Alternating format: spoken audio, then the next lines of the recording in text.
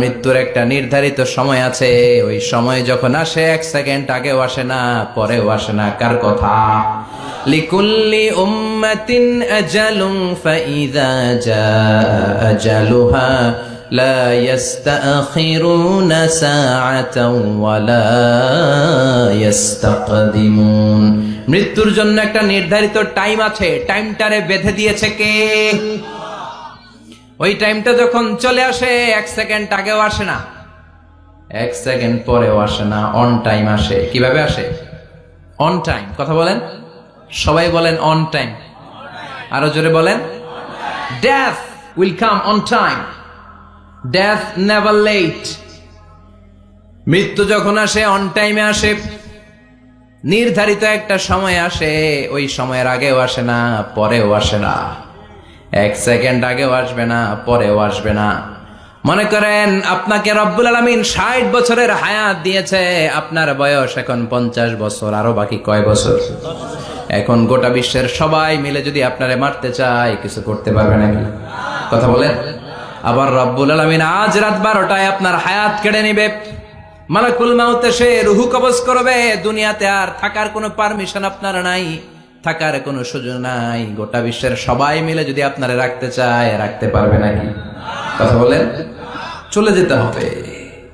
এই পৃথিবীতে আসার একটা সিস্টেম থাকে, যাওয়ার কোনো সিস্টেম নাই, ঠিক কিনা? আসার সময় আগে আসছে আমার দাদা, তারপর আমার বাবা, তারপরে আমি, তারপরে আমার ছেলে, তারপরে আমার নাতি, তারপরে তার ছেলে, ঠিক কিনা? তার মানে আসার একটা সিরিয়াল আছে, যাওয়ার কোনো সিরিয়াল আছে নাকি? কথা কন। নাকি সিস্টেম দাদা আগে আসছে, দাদাই আগে যাবে, নাতি যেতে পারবে না? কথা বলেন। দাদার আগে নাতি মরে, এরকম আছে না নাই? মায়ের আগে মেয়ে যায়, আছে না নাই? মুরব্বী বাজানেরা বেঁচে থাকে, আমাদের মতো যুবক গুলো অ্যাক্সিডেন্টে মারা যায়, আছে না নাই? আবার অসুস্থরা বেঁচে থাকে, সুস্থরা মরে যায়, আছে না নাই? হাসপাতালে রোগীগুলো বেঁচে থাকে, ডাক্তার মরে যায়, আছে না নাই? উখিয়াতে তো ডাক্তার মরে না, দিকেও ডাক্তার মরে। ওনারা না বাঁচায় মানুষরে? হ্যাঁ, হ্যাঁ, আল্লাহ বাঁচায়, ডাক্তার হচ্ছে ওয়াসিলা। চিল্লা এখন ঠিক কিনা? তার মানে এই দুনিয়ার থেকে চলে যাওয়ার কোনো সিরিয়াল থাকে না, মরে যাওয়ার সিরিয়াল থাকে না, আসার একটা সিরিয়াল থাকে, যাওয়ার কোনো সিরিয়াল থাকে না। কি বলেন? জোরে বলেন। আবার চলে যাওয়ার কোনো ভরসা নাই, 1 সেকেন্ডের মধ্যে সব হয়ে যায়। একটা সঙ্গীত আছে না, 1 সেকেন্ডের নাই ভরসা, ভঙ্গ হবে রং তামাশা, চক্ষু বুঝিলে হায়রে দম ফুরাইলে। চিল্লায় বলেন ঠিক কিনা? এই গানের যিনি সিঙ্গার ছিলেন, আমরা তখন ছোট, ফিরোজ শাহ বা ফিরোজ শাহ নামের। 1 সেকেন্ডের নাই ভরসা, ভঙ্গ হবে রং তামাশা, চক্ষু বুঝিলে হায়রে দম ফুরাইলে। এই গানটা উনি গাইতে গাইতে স্টেজে মারা গিয়েছিলেন। দেখেন নাই? মুরব্বীরা জানবেন। তার মানে মৃত্যুর গান গেতে গেতে অনেকে মৃত্যুবরণ করে, এরকম আছে না নাই? অনেকে খাওয়ার টেবিলে বসে মারা যায়, আছে না নাই? ফুটবলার ফুটবল খেলতে খেলতে মরছে, দেখেন নাই? ক্রিকেট খেলতে খেলতে মইরা যায়, আছে না নাই? রেসলিং খেলতে খেলতে মারা যায়, দেখেন নাই? হ্যাঁ, এরকম ভিডিও দেখা যায় যে প্রতিপক্ষকে রেসলিং খেলায় মারতে মারতে শেষ, এখনই জিতে যাবে, হঠাৎ করে তাকায় আছে, কিচ্ছু বোঝে না, হঠাৎ করে জামিনে উল্টে পড়ে যায়, রেফারি এসে মাটিতে বাড়ি মারে, আর লড়ে না, আছে না? রেফারি কি করে? মাটিতে বাড়ি মারে, এতক্ষণ সে জিতে যায়, এখন আর নড়েই না। তাকাতে তাকাতে দুনিয়া থেকে নাই। অনেক টেলিভিশনের নিউজ রিপোর্টার রিপোর্ট করতে করতে নাই, দম ফুরাইলে ঠুস শেষ হয়ে যায়। অনেকে অ্যাক্সিডেন্টে মরে, সড়ক দুর্ঘটনায়, অনেকে বিমান দুর্ঘটনায় মরে, আকাশে মরে না? অনেকে পানিতে ডুবে মরে, অনেকে আগুনে পুড়ে মরে, অনেকে ক্রস ফায়ারে মরে, আছে না নাই? আবার অনেকে রাত্রিবেলা বিছানায় ঘুমোতে যায়, সকালে আর ওঠে না। কত ধরনের মরণ! আল্লাহ তুমি আমাদেরকে ভালো মরণ দিও, ইমানি মরণ দিও। ইমানের পথে অবিচল থেকে আমার মরণ যেন হয়, ইমানের পথে অবিচল থেকে আমার মরণ যেন হয়। তোমারই কাছে মিনতি আমার, তোমারই কাছে মিনতি আমার, মহামহিম দয়াময়,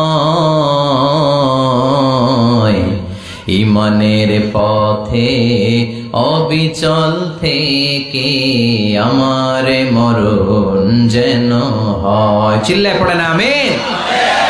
তার মানে কে কোথায় মরবো আমরা কেউ জানি নাকি? ওমা তাদরি নাফসুম বিআইয়ি আরদিন তামুত, কোন জায়গায় মরবা কখন মরবা কেউ আমরা জানি না, কিন্তু মরবো সবাই জানি, ঠিক কিনা? কুল্লু নাফসিন যায়িকাতুল মাউত, প্রত্যেকটি আত্মার মৃত্যুবরণ করতে হবে, এটা আমরা সবাই জানি। The most certain thing in life is death, but the most uncertain thing in our life is the time of death. এ জীবনের সবচেয়ে সুনিশ্চিত বিষয় হলো মরণ, সবচেয়ে অনিশ্চিত বিষয় হলো মরণের সময়। চিল্লা এখন ঠিক কিনা? মরবো যে আমরা সবাই জানি, কিন্তু কোথায় মরবো আমরা কেউ জানি? জানি আমরা? সবাইকেই মরতে হয়, জন্মালেই মরতে হবে, চলে যেতে হবে, থাকা যাবে না। এটাই হলো পৃথিবীর পদ্ধতি। জীবনের সবচাইতে নির্মম ঘটনা হচ্ছে মরণ, সবচাইতে ভয়ঙ্কর অভিজ্ঞতা। কোন প্রাণীর জন্য সর্বোচ্চ এবং সবচাইতে ভয়ঙ্কর অভিজ্ঞতা হচ্ছে মৃত্যু। এবং এত ভয়ঙ্কর অভিজ্ঞতা, এই অভিজ্ঞতাটা কারো কাছে শেয়ার করে যাওয়া যায় না। মরার সময় কেউ বলে যেতে পারছিল আমার মরতে এমন লাগছে, কইতে পারছে? কেমন লাগছে বলতে পারে? বলা যায় না। তার আগেই চলে যেতে হয়। শৈশব, কৈশোর, যৌবন, বার্ধক্য, প্রৌঢ়ত্ব, হ্যাঁ, বয়সের ছাপ, কালো চুল দাড়ি সাদা হয়ে যাওয়া, দাড়ি চুলে শুভ্রতা, দুর্বলতা। This is the circle of life. ছোট্ট ছিলাম, বড় হলাম, সিঙ্গেল ছিলাম, ডাবল হলাম, তারপরে বাবা হলাম, তারপরে শ্বশুর হলাম, তারপরে নানা হলাম, তারপরে চলে যেতে হবে। This is the circle of life. চিল্লায় বলেন ঠিক কিনা? এই যে মুরব্বীরা, দাড়ি পাকা মুরব্বী যারা আছে, আপনারা কি মনে করছেন মায়ের পেট থেকে এরকম মুরব্বী হয়ে বেরিয়েছিল? কিরকম বের হয়েছিল? তারাও ওয়া ওয়া করেছে, এরাও ফিডার খাইতো। এই চাচারা খায় নাই?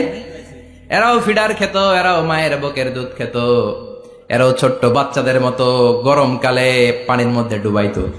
স্কুল ফাঁকি দিয়ে বাচ্চারা ডুবায়, আছে না নাই?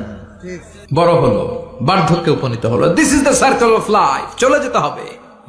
বিশ্বনবী বললেন আমার উম্মতি মা বাইনা সিত্তিনা ইলা সাবঈন, আমার উম্মতের গড় বয়স হলো 60 থেকে 70। এই উম্মতের গড় বয়স কত? 60 থেকে 70। ওয়া আকাল্লুহুম মাইয়াজুজু যালিক, অল্প কিছু মানুষ আছে যারা 70-এর বেশি হায়াত পায়। তার মানে আমার উম্মতি মা বাইনা সিত্তিন ইলা সাবঈন, বিশ্বনবী বললেন এই উম্মতের গড় বয়স 60 থেকে 70, আর 70-এর বেশি হায়াত পাবে। ওয়া আকাল্লুহুম মাইয়াজুজু যালিক, 70-এর বেশি পাবে হাতে গোনা, গুনে বের করে ফেলা যায় 1 জন 2 জন 3 জন, বাকি সব 60-এর আগে নাই। ঠুস। চিল্লা এখন ঠিক কিনা? বাংলাদেশের গড় হায়াত কত মানুষের? 60।